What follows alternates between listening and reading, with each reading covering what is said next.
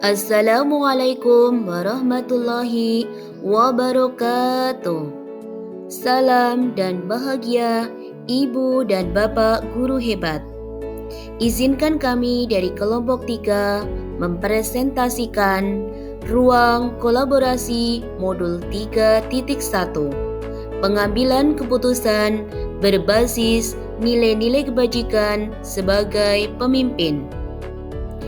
Adapun fasilitator kami yaitu Bapak Rasmadan SPD, Ibu Ani Kuswardani SPD, dan Bapak Ciptowaluyo SPD sebagai pengajar praktek.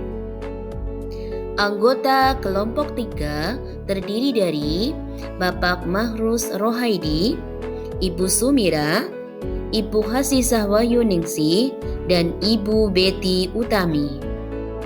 Tujuan pembelajaran khusus. CGP dapat berbagi, berkolaborasi, dan menerapkan keterampilan pengambilan keputusan berdasarkan 4 paradigma, 3 prinsip, dan 9 langkah pengambilan dan pengujian keputusan. Studi kasus pada kelompok 3 adalah sebagai berikut. Di SMP Mutiara Ilmu, tempat Bu Sari mengajar, terdapat berbagai macam ekstrakurikuler. Salah satunya adalah ekstrakurikuler PMR atau Palang Merah Remaja. Berdasarkan SK pembagian tugas, guru yang diberi tugas tambahan sebagai pembina ekstrakurikuler PMR adalah Pak Anto dan Budina. Dengan masing-masing pembagian tugas, adalah Pak Anto sebagai pembina PMR Putra dan Budina sebagai pembina PMR Putri. Ekstrakurikuler PMR dilaksanakan seminggu sekali, yaitu setiap hari Selasa.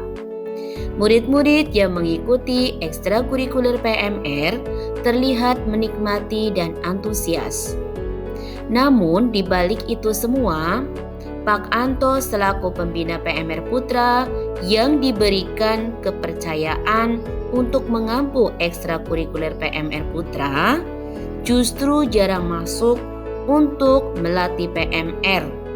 Sehingga Budina selaku pembina PMR Putri harus mau tidak mau mendampingi seluruh murid, baik murid putra maupun murid putri, untuk mengikuti kegiatan ekstrakurikuler PMR secara terus-menerus setiap minggunya, sendirian, tanpa bergantian dengan Pak Anto. Pak Anto berargumen bahwa cukup satu pembina saja yang melatih murid, baik putra maupun putri, tidak perlu bergantian.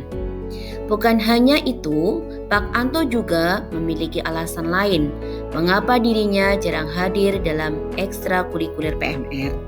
Karena setiap Senin ia harus mengantar putranya untuk pengobatan dan terapi di luar kota. Ia baru tiba di rumah pada dini hari yang membuat ia merasa lelah, sehingga pada hari Selasa ia hanya masuk untuk mengajar dan kembali pulang dan mengabaikan jadwal ekstrakurikuler PMR. Karena Pak Anto jarang sekali hadir untuk melatih PMR, maka Budina melaporkan kejadian tersebut pada Waka Kurikulum sekolah. Dan selanjutnya, Waka Kurikulum melaporkan hal tersebut kepada kepala sekolah. Kepala sekolah akhirnya memanggil Pak Anto untuk mengkonfirmasi aduan yang telah diterima. Dari pertemuan tersebut, kepala sekolah memberikan kesempatan kepada Pak Anto untuk izin mengantar putranya pengobatan dan terapi. Bukan hanya itu, kepala sekolah juga membina Pak Anto selaku pembina PMR Putra agar melaksanakan tugas sebagai pembina ekstrakurikuler PMR sesuai dengan jadwal yang sudah ditentukan. Bila Anda berada di posisi sebagai kepala sekolah, apa yang akan Anda lakukan? Sebagai kepala sekolah dan sesuai dengan peraturan, guru harus melaksanakan apa yang menjadi topoksinya sesuai SK pembagian tugas. Namun, kepala sekolah pun akan memberikan kebijakan kepada Pak Anto dapat izin untuk tidak melatih ekstrakurikuler PMR jika benar-benar ada kepentingan yang mendesak dan mencari pelatih lain untuk menggantikannya dalam melatih PMR.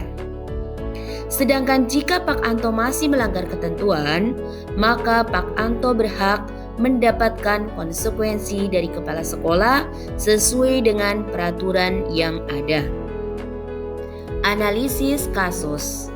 Pada kasus tersebut terdapat paradigma dilema etika, prinsip dilema etika, dan 9 langkah pengambilan dan pengujian keputusan. Paradigma dilema etika. Nilai-nilai yang bertentangan dalam kasus tersebut adalah nilai keadilan lawan rasa kasihan atau justice versus mercy. Prinsip dilema etika. Prinsip resolusi yang akan dipakai adalah berpikir berbasis rasa peduli atau care-based thinking. 9 langkah pengambilan dan pengujian keputusan. 1. Mengenal nilai-nilai yang bertentangan. Nilai-nilai yang bertentangan dalam kasus tersebut adalah nilai keadilan lawan rasa kasihan atau justice versus mercy. Kami berpikir benar adanya jika pembina PMR Putri yang selalu memberikan pelatihan ekstrakurikuler melapor pada wakakurikulum yang dilanjutkan pada kepala sekolah untuk menegur pembina yang jarang memberikan pelatihan ekstrakurikuler PMR. Hal tersebut dikarenakan pembina PMR Putri perlu mendapatkan hak keadilan untuk bisa bergantian memberikan pelatihan pada murid-murid yang mengikuti ekstrakurikuler PMR, karena ekstrakurikuler hanya berlangsung 1 kali dalam seminggu, tidak dilakukan setiap hari. 2. Menentukan siapa yang terlibat dalam situasi tersebut. Dalam situasi tersebut yang terlibat adalah Pak Anto, Bu Dina, wakil kurikulum sekolah, serta kepala sekolah yang akan ikut serta dilibatkan karena sebagai manajer sekolah dalam mengambil keputusan. 3. Kumpulkan fakta-fakta yang relevan. Pak Anto sebagai pembina PMR yang jarang masuk dan tidak mau bergantian memberikan pelatihan PMR pada jam ekstrakurikuler PMR. Pak Anto yang harus mengantar putranya pengobatan dan terapi di luar kota. 4. Pengujian benar atau salah. Uji legal. Dalam kasus tersebut tidak ditemukan aspek pelanggaran hukum. Uji regulasi. Ada pelanggaran kode etik yang telah dilakukan oleh guru tersebut sebagai pembina ekstrakurikuler PMR karena tidak melaksanakan tugas tambahan yang telah diberikan sesuai dengan SK pembagian tugas. Uji intuisi. Karena merasa ada kesalahan dalam kasus ini, yaitu nilai ketidakadilan terhadap sesama, karena pembina PMR Putra lalai dalam melaksanakan tugas tambahan yang diberikan, padahal pelaksana ekstrakurikuler hanya dilaksanakan 1 kali dalam seminggu. Uji publikasi. Jika kasus ini dipublikasikan pada rekan lain, maka guru yang bersangkutan akan malu sehingga membuat guru tersebut tidak nyaman. Uji panutan. Keputusan yang akan diambil dalam situasi ini adalah membuat konsekuensi pada pembina PMR Putra dengan membuatkan jadwal ekstrakurikuler PMR secara bergantian dengan pembina lainnya. 5. Pengujian paradigma benar lawan benar. Nilai-nilai yang bertentangan dalam kasus tersebut adalah nilai keadilan lawan rasa kasihan atau justice versus mercy. 6. Melakukan prinsip resolusi. Prinsip resolusi yang akan dipakai adalah berpikir berbasis rasa peduli atau care-based thinking. Karena kasus tersebut menggambarkan rasa empati pada Pak Anto yang harus mengantar putranya pengobatan dan terapi, serta adanya ketidakadilan dalam menjalankan tugas tambahan. 7. Investigasi opsi trilema. Pak Anto selaku pembina PMR Putra dan Budina selaku pembina Putri berdiskusi memilih hari yang disepakati untuk pelaksanaan ekstrakurikuler sehingga seluruh pembina dan siswa dapat melaksanakan ekstrakurikuler. 8. Buat keputusan.